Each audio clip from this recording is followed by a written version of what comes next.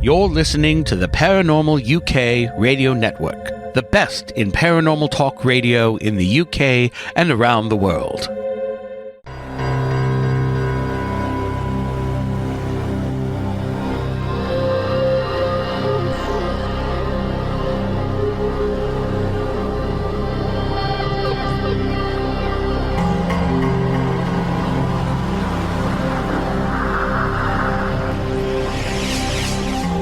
Welcome to the Paranormal Pendle podcast, coming to you from the heart of Pendle witch country in the northwest of England.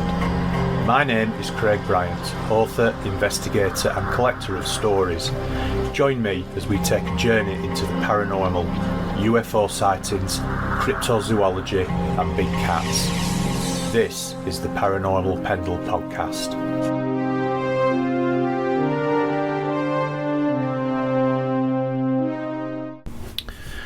Welcome to episode 47 of Paranormal Pendle, broadcasting to the Paranormal UK network at paukradio.com.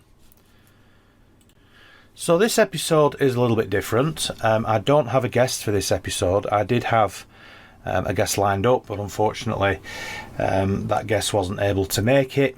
It's one of the hazards of podcasting, especially when you're an amateur podcaster.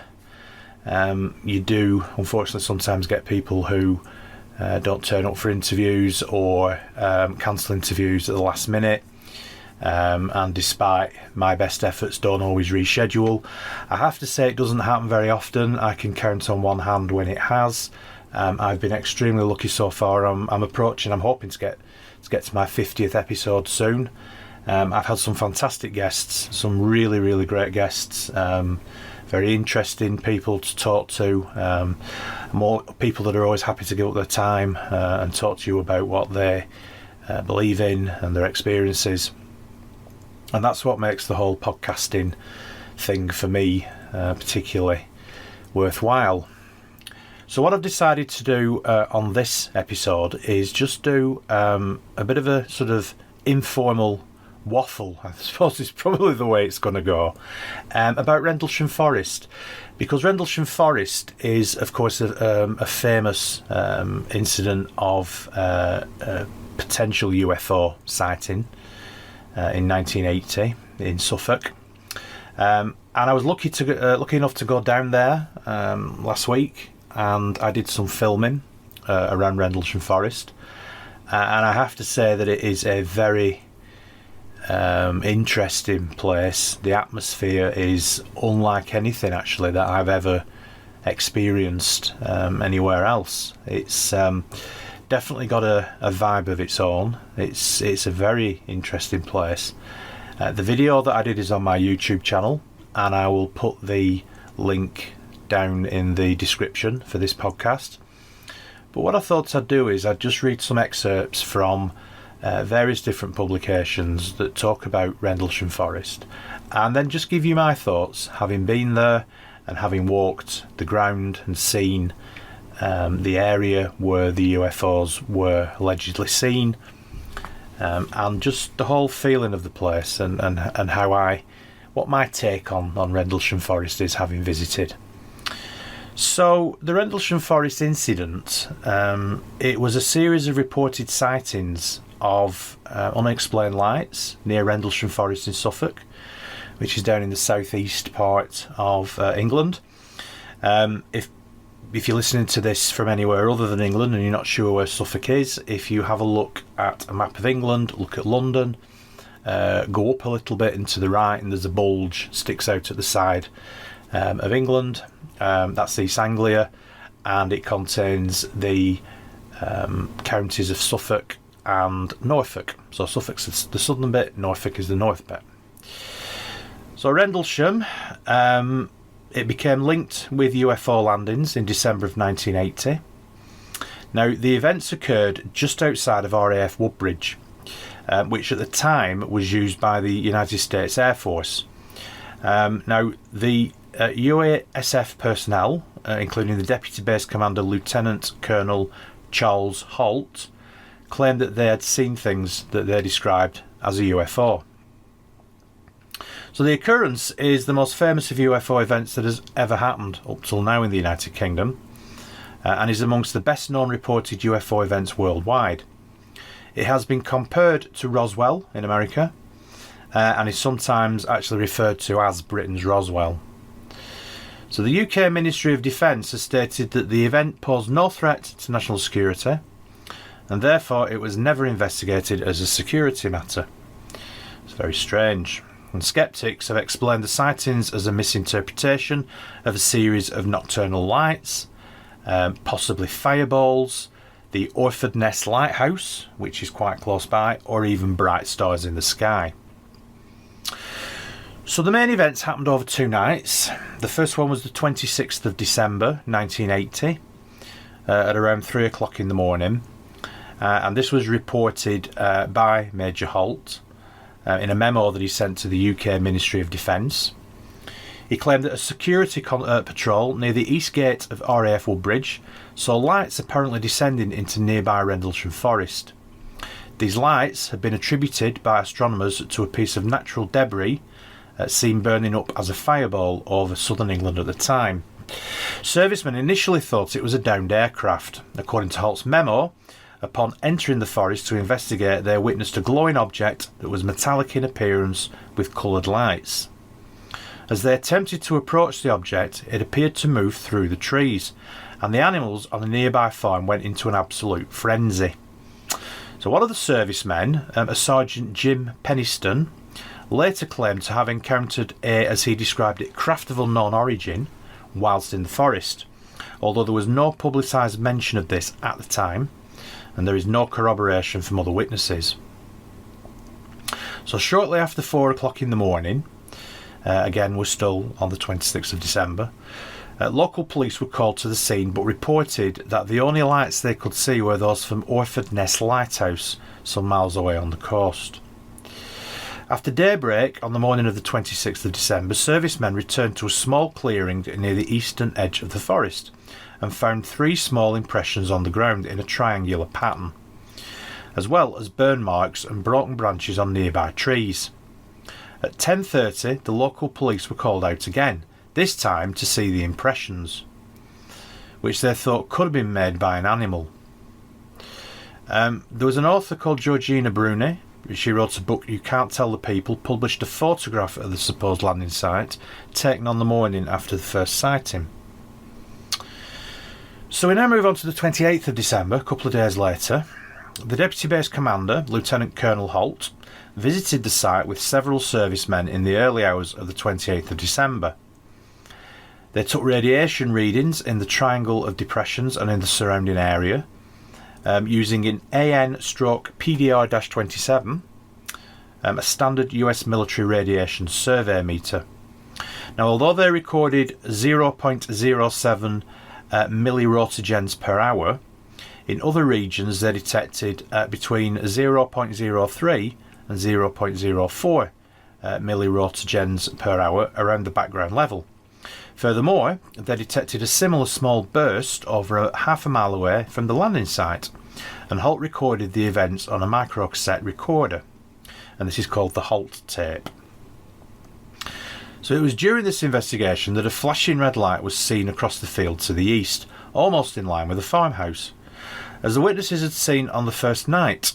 Now the Orford Ness Lighthouse is visible further to the east in the same line of sight.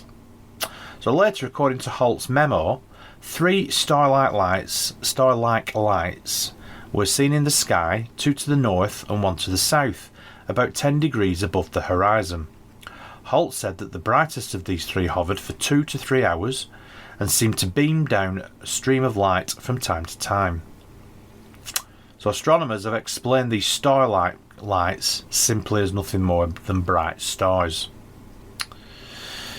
So Rendlesham Forest is owned by the Forestry Commission and consists of around 5.8 square miles, about 15 square kilometres, of coniferous plantations with broadleaf belts, heathland and wetland areas.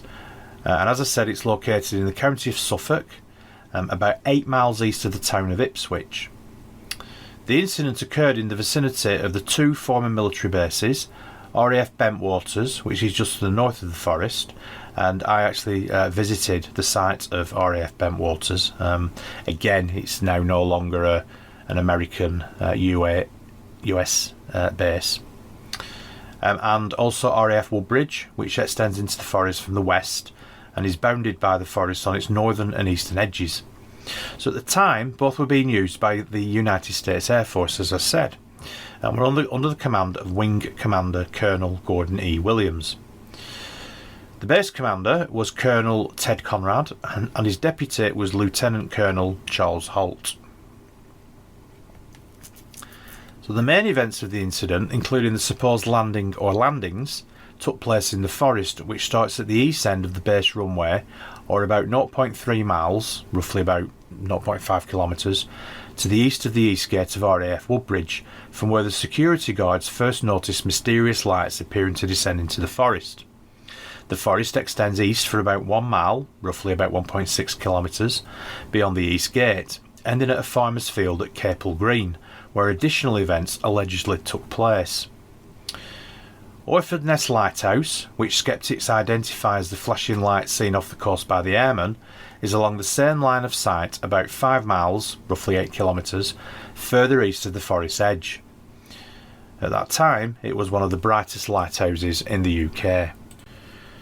So the first piece of primary evidence to be made available to the public was a memorandum written by the Deputy Base Commander, Lieutenant Halt, to the Ministry of Defence. Now this is known as the Halt Memo, and this was made publicly available in the United States under the US Freedom of Information Act in 1983. The memorandum was dated 13th of January 1981 under the title Unexplained Lights. The 2-week delay between the incident and the report might account for the errors in the dates and the times given. The memo was not classified in any way. David Clark, a consultant to the National Archives, has investigated the background of this memo and the reaction of it at the MOD. His interviews with the personnel involved confirmed the curious nature of the investigation made by the MOD and failed to find any evidence for any other reports on the incident made by the USAF or UK, apart from the Halt memo. Halt has since gone on record as saying he believes that he witnessed an extraterrestrial event that was then covered up. In 1984, a copy of what became known as the Halt tape was released to UFO researchers by Colonel Sam Morgan, and had by then succeeded Ted Conrad as Halt's superior. This tape chronicles Halt's investigation in the forest in real time, including taking radiation readings, the sighting of the flashing lights between the trees, and the star-like objects that hovered and twinkled. The tape has been transcribed by researcher Ian Ridpath, who includes a link to an audio download and also a step-by-step analysis of the entire contents of the tape, and you can find that on Wikipedia under the Rendlesham Forest incident. In 1997, Scottish researcher James Easton obtained the original witness statements made by those involved in the first night sightings. One of the witnesses, Ed Cabansag, said in his statement, "We figured that the lights were coming from past the forest since nothing was visible when we passed through the woody forest. We would see a glowing near the beacon light, but as we got closer we found it to be a lit up farmhouse. We got to a vantage point where we could determine that what we were chasing was only a beacon of light off in the distance." Another participant, John Burrows, also stated, "We could see a beacon going around, so we went towards it. We followed it for about 2 miles, roughly about 3 kilometres, before we could see it was coming from the lighthouse." Burrows reported a noise like a woman was screaming, and also that you could hear the farm animals making a lot of noise. Halt heard the same noises 2 nights later. Such noises could have been made by muntjac deer in the forest, which are known for their loud, shrill bark when alarmed. In June of 2010, retired Colonel Halt signed a notarised affidavit in which he again summarised what had happened. He stated he believed the event to be extraterrestrial, and it had been covered up by both the US and UK. Contradictions between this affidavit and the facts as recorded at the time in Halt's memo and tape recording have been pointed out.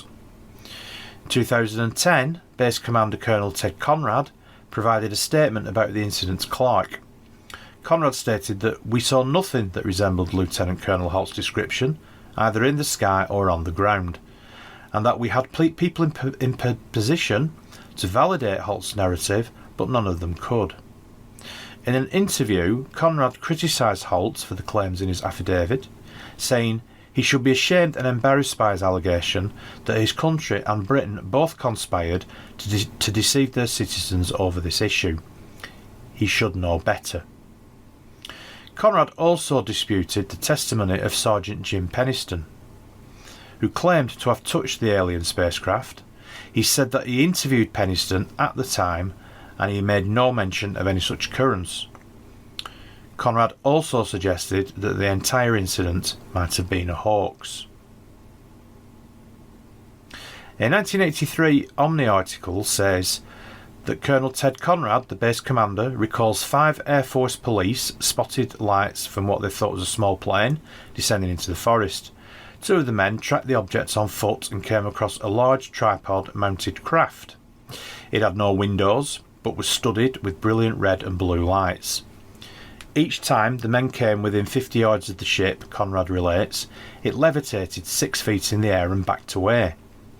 They followed it for almost an hour, through the woods and across a field, until it took off at phenomenal speed. Acting on the reports made by his men, Colonel Conrad began a brief investigation of the incident in the morning. He went into the forest and located a triangular pattern ostensibly made by the tripod legs. He did interview 2 of the eyewitnesses and concludes, "Those lads saw something, but I don't know what it was."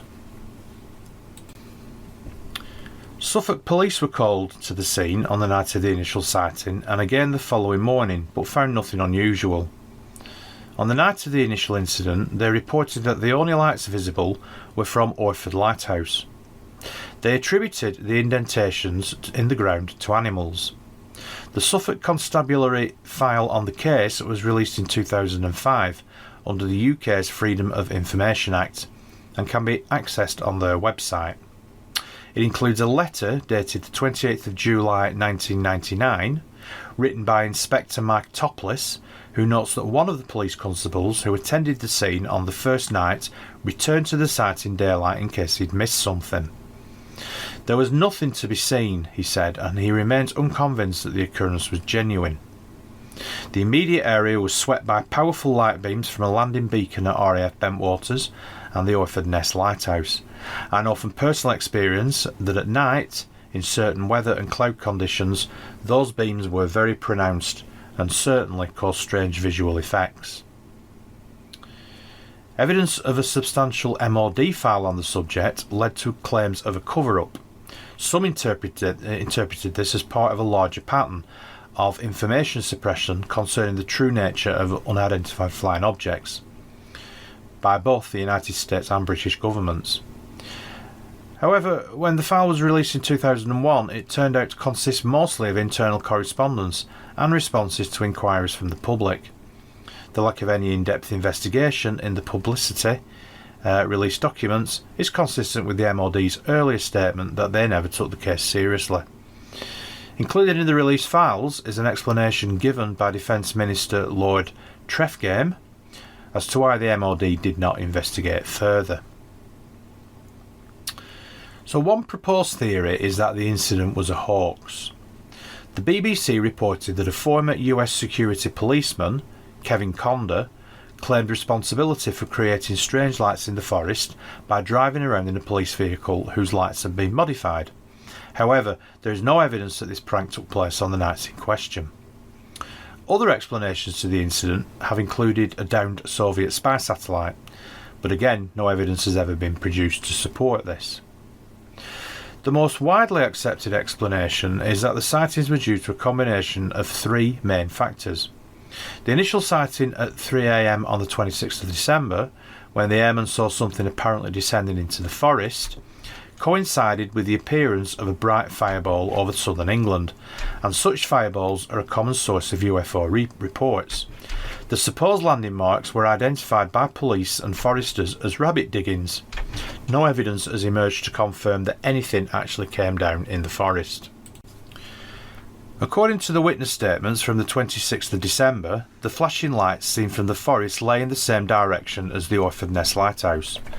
When the eyewitnesses attempted to approach the light, they realised it was further off than they thought.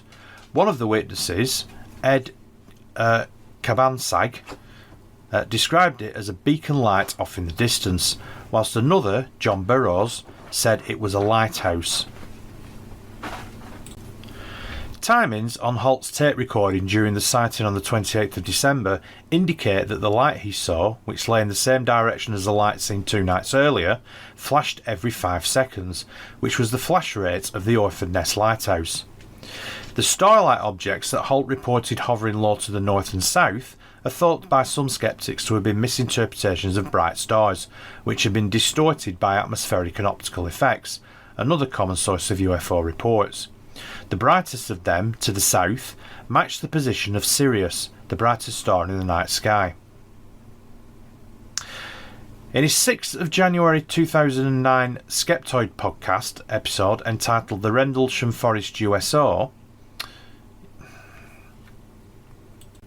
scientific skeptic author Brian Dunning evaluated the original eyewitness reports and audio recordings, as well as the resulting media reporting of this incident.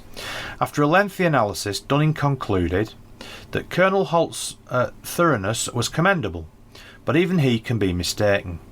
Without exception, everything he reported on his audio tape and in his written memo has a perfectly rational and unremarkable explanation.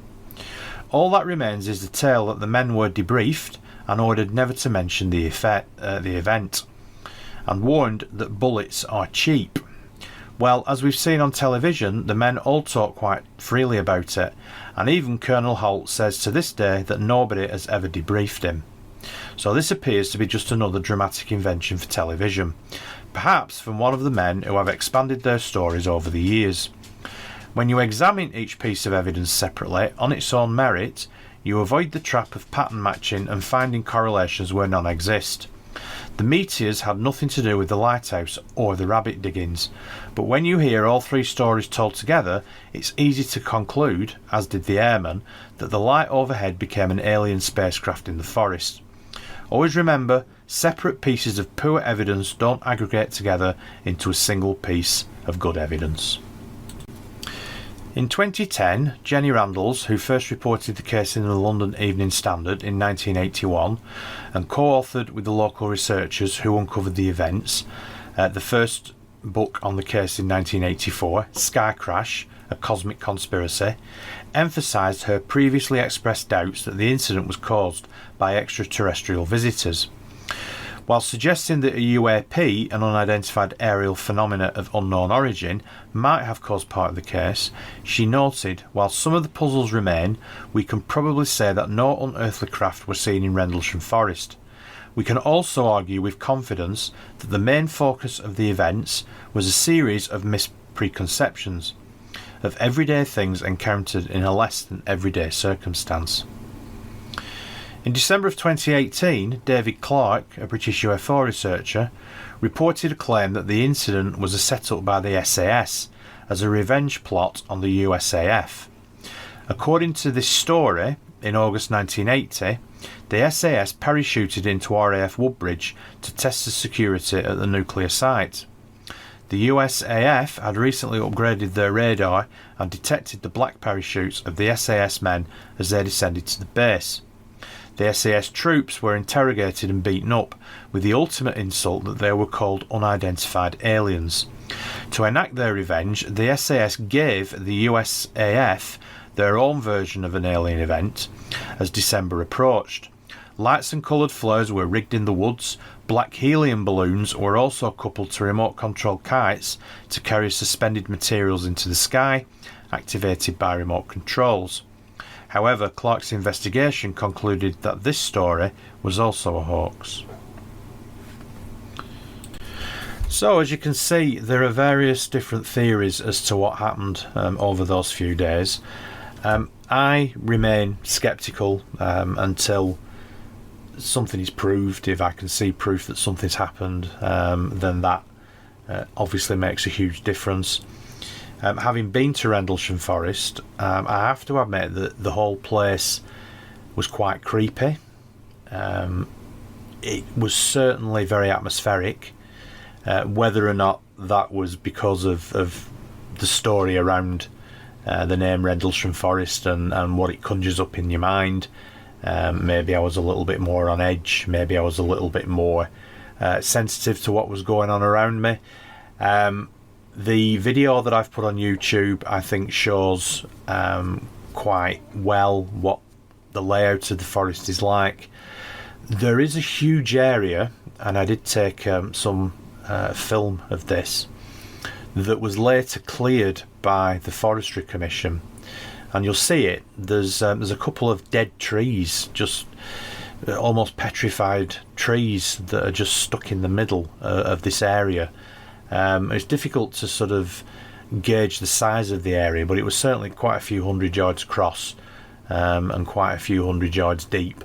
It was a large area, and you'll see it on the video. Now the Forestry Commission apparently came in and cleared this area, and it's been cleared in quite a precise way. I mean, it's almost perfectly square at the corners. It's quite a bizarre part of the forest.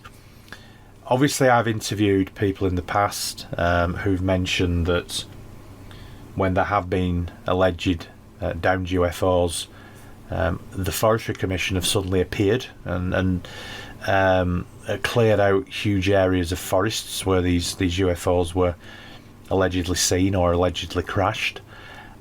Could this be a similar story at Rendlesham? I don't know. If you watch the video, you can make your own mind up. It is a very, very strange part of the forest. The whole area, as I said, has got a real feel about it. What are my thoughts on it? Well, as I say, I'm sceptical. Was it a UFO? Possibly. Was it the SAS? Possibly. Was it lights from Orford Ness Lighthouse or stellar phenomena, stars in the sky? Possibly. Who knows? But I think it's an interesting story. I'm glad I went down to have a look at the area. I'm glad I managed to get some film. Please, if you can, just take time out to click on the link on the description and just follow the link to my YouTube channel, and you'll see the video on there. I'd love you to comment about what you think went on at Rendlesham, and hopefully you'll enjoy the video as much as I enjoyed making it. So thank you for listening. I hope you've enjoyed this slightly different podcast. I apologise for stumbling over a couple of words as I was reading some of the text, but you've got to try these things in order to move forward. So again, thank you for listening. Take care, everybody, and we will speak soon. You can visit my website at www.craigbryant.co.uk. Paranormal Pendle will return, and remember to keep watching the shadows.